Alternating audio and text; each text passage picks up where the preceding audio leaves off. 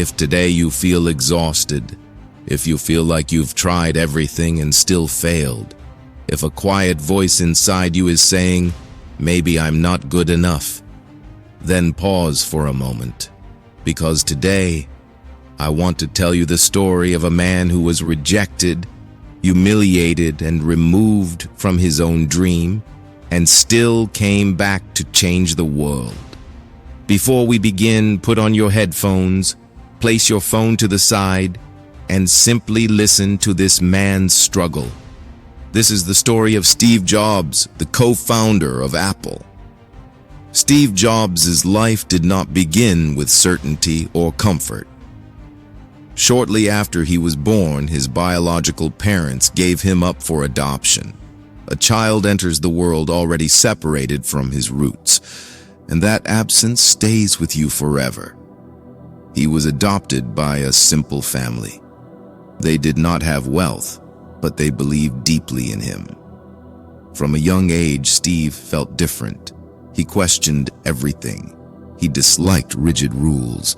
He never fit neatly into classrooms or expectations. Teachers often misunderstood him. People thought he was difficult, stubborn, even arrogant. But Steve was not trying to rebel. He was trying to understand.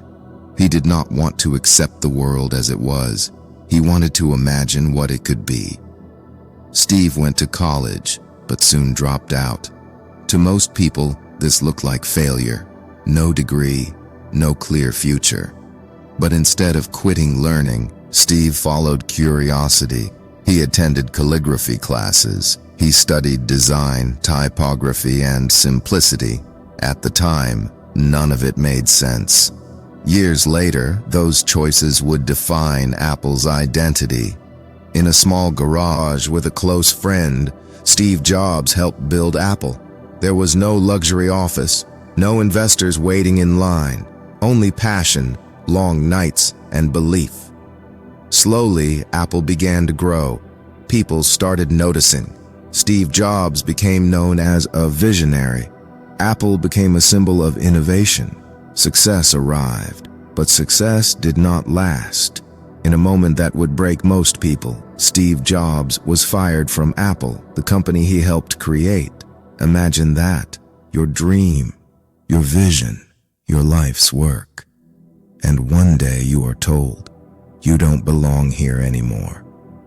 Steve later said this was the most painful experience of his life. The world watched. Critics spoke loudly. Steve Jobs is finished. He will never recover. That was his peak. For a while, Steve felt lost, but something powerful happened in that darkness. He started again. He founded a new company called Next. He entered the animation world, a company that would later become Pixar. During this time, there were no headlines praising him, no applause, no validation, only quiet work, learning, failure, growth. What looked like the end was actually preparation. Years later, Apple was struggling, and the company made an unexpected decision. They asked Steve Jobs to return, but this time he came back different, more focused, more disciplined, more aware. Under his leadership, Apple created products that reshaped the world. The iMac, the iPod, and eventually, the iPhone. The same man once called a failure became the symbol of innovation. Steve Jobs' greatest success was not Apple's market value. It was his refusal to quit when everything was taken away. He once said, "You can't connect the dots looking forward. You can only connect them looking backward." So if today you feel broken, if rejection has shaken your confidence, if your dream feels distant, remember this. Sometimes life removes you from a path, not to end your story, but to redirect it.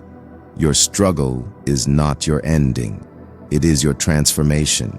Keep your headphones on, keep your phone aside, and trust the journey.